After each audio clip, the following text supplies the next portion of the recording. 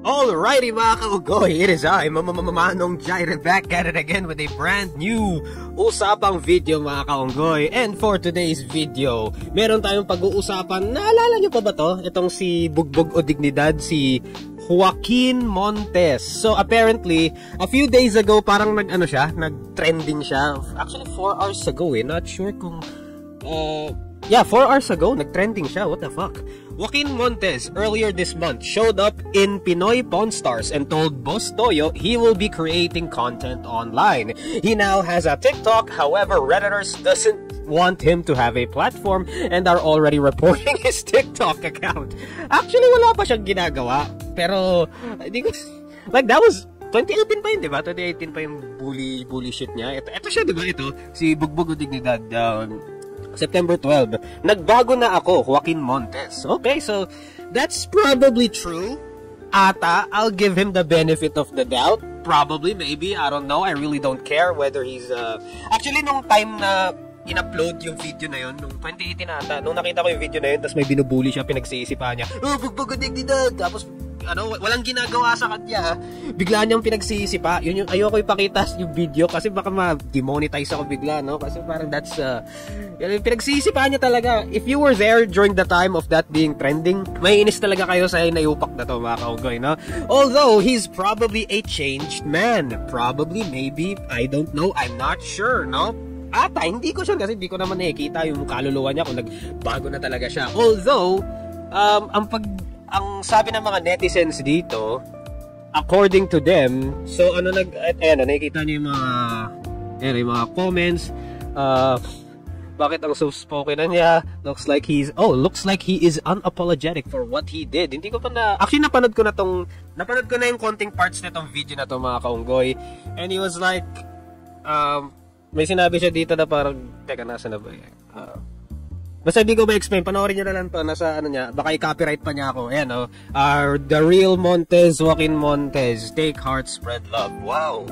Tara, kahit wala akong alam sa taekwondo, naniniwala kayo na people change? Yeah, naniniwala ako na people change, you know? So, asan character development dyan? Ano ba pinagsasabi ka dito? Like, actually, ito mga kaunggoy, I am against bullying.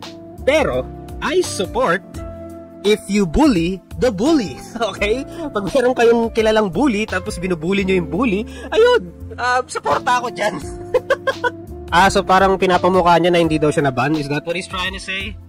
Is that what he's trying to say? Oh, hindi ako na-ban, blah blah blah. Okay, so inaasar. Now I see kung bakit ang daming nagagalit sa kanya. Kasi bukod sa yung pinaggagawa niya noon, nabully siya noon, inaasar niya yung mga nag-hate sa kanya. Parang sinabihan niya na, para daw kayo mga ex-girlfriend na galit hanggang ngayon. So yun yung sinabi niya, mga kaunggoy.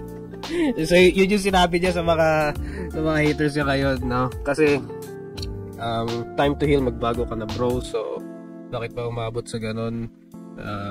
Immature days. So yeah, immature nga daw siya noon. Come on guys, cut him some slack. He used to be a kid way back then, did the wrong thing. At least he asked forgiveness. Did he though? Hindi ko nakita. Teenager na siya dati. Alam na niya ang aura, blah blah blah. Kwento mo sa pag-unatin na. Isang daming dito. Pag nagkaharap tayo, mas pwede noon tayo. Actually, if he were to stay sa social media, if he were to stay sa content creation, and if ever man bumalik ang Battle of the YouTubers, I would love to have a one-on-one boxing match with him. You know, with this guy, you know? One-on-one boxing match sa kanya. Sa Battle of the YouTubers. If ever man bumalik ang Battle of the YouTubers, no? If papapiliin man ako, sino gusto mong makalaban sa Battle of the YouTubers? Eto!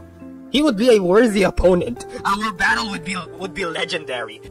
Actually, nakalimutan ko sabihin to, mga kaunggoy, no?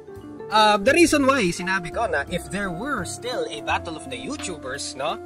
And gusto ko siya makalaban, mga kaunggoy. Bakit gusto ko siya makalaban? Well, I think that would be a great match, mga kaunggoy. Kasi siya, like taekwondo black belt siya. So I would assume na wala siya masyadong experience or may experience ata siya sa boxing ng kahit konti. Ako naman, hindi ganun ka-experience sa boxing mga kaunggoy. And I would assume na hindi siya ganun katangkad. Ako rin naman, hindi rin naman ako ganun katangkad eh. So I would think na that would be a great match mga kaunggoy. No? Sa tingin ko, magiging magandang laban yun mga kaunggoy if we were to fight. No? So ayun, and plus, pareho kaming mayabang sa video niya dito. Ayan, sa video niya dito, mayabang siya. And mayabang din ako mga kaunggoy. So that would be a perfect match talaga. Parehong mayabang, naglalaban mga kaunggoy. Tapos ang maganda pa, siya bully, di ba? Ako rin naman eh, bully din ako. Although, bully ako, pero ang mga binubully ko, mga bully, mga kaunggoy, no? So, alam mo yun, dalawang bully, dalawang mayabang naglalaban. So maganda yan mga kaunggoy, no? So, narinig ko from Makagago What's Up Man sa ginawa niyang video nung kailan, gusto daw niya na magkaroon ng event ulit ng boxing ng mga influencers. So if there were a battle of the YouTubers and I were given a chance to choose an opponent, ito yung pipiliin kong kalaban mga kaunggoy, no? Our battle would be legendary mga kaunggoy, no? Just saying. If I were him na sobrang daming mga haters, I would kinda do the same thing, no? Na aasarin ko rin yung mga haters mga kaunggoy. So yun din yung gagawin ko actually pag marami yung haters. So props to him. Although, ayun, bully nga siya. No? Bully talaga itong hayop na to, no?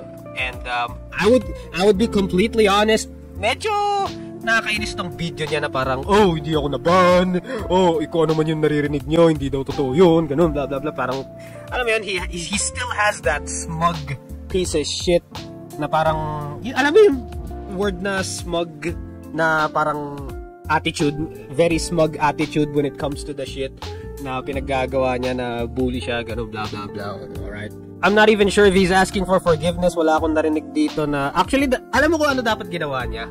Sa tingin ko, hindi siya magkakaroon ng haters if the beginning of this video, humingi siya ng sorry sa binuli niya, no? So yun dapat yung ginawa niya. Umpisa pala ng video, dapat na ginawa niya, bro, sorry sa pinagsisi pa ako noon, blah blah blah, sorry sa'yo, blah blah blah. Tapos tsaka niya sinabi mga blah blah blah. Ayun, di ba?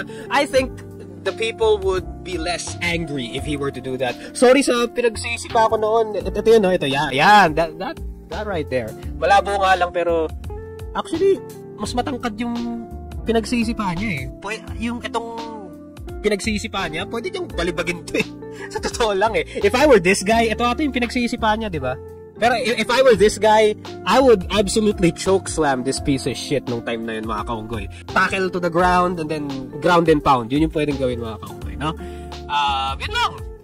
Sana boss, ulitin mo ginawa mo noon para nostalgic. Okay, so if he were to do that again, I believe everyone has a right to blah blah blah blah blah. Sana wala ka nang bugbugin next time, bro. Okay? So kaya siya nag-trending lately kasi binenta niya yung uniform niya. Yung ginamit niya sa Bugbugo Dignity. Yung taekwondo uniform niya. Okay, so yun yung binenta niya. Okay, yan yung binenta niya. So kaya pala siya nag-trending nung kailan. Investment talaga yan, boss. Wait, ito. So ang binenta, okay, ang binenta niya is yung uniform na ginamit niya sa video na Bugbugo Dignidad. Okay, so yun yung ginamit niya.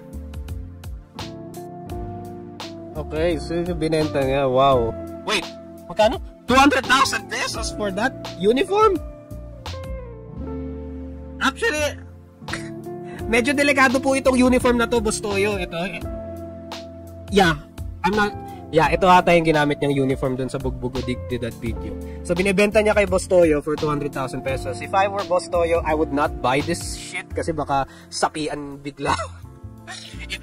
If you are in close proximity of this uniform mga kaunggoy, baka maano kayo bigla, like baka sapian kayo ng Bugbugo Dignidad spirit of mga kaunggoy. So medyo delikado po mga kaunggoy, alright? I would not be close to this fucking uniform, alright? Kasi baka sapian kayo alam mo yun, hawakan nyo lang yung uniform, bigla nyo sasabihin, oh, Bugbugo Dignidad, sino sisipain ko? Tapos pupunta ka sa CR, pag sisipain mo kung sino yung mga tao doon, no? So delikado po yan. I would not buy this shit. Okay, 15,000. Okay, so tinawaran niya ata 15,000, 50,000, 18,000, blah blah blah. So binenta ba niya? Nabenta ba? Okay, so I would assume, wow, shades lang. Okay. So yun nga mga kaunggoy, he's trending ngayon. Personally, should we give him a chance mga kaunggoy? I don't know. Medyo naniniwala ako na people can change mga kaunggoy. Pero like, I don't know, this video right here, medyo nung pinanood ko to with the audio on, itong pinost niya sa TikTok niya, medyo I would be honest, medyo nakakainis, no? Lalo na itong video, 1.2 millimeters, no? Medyo nakakainis, no? Lalo na yung medyo smug siya about the entire situation, no? It is, sana nagbago siya. I'm not even sure if nagbago siya or whatever, pero we can't judge mga kaunggoy, alright? Although, I would love to have a one-on-one boxing match with this guy, right? One-on-one boxing match mga kaunggoy. Battle of the YouTubers, if ever babalik man ang Battle of the YouTubers. And that's the bottom line, because Manong Jaira said so. I gotta head out.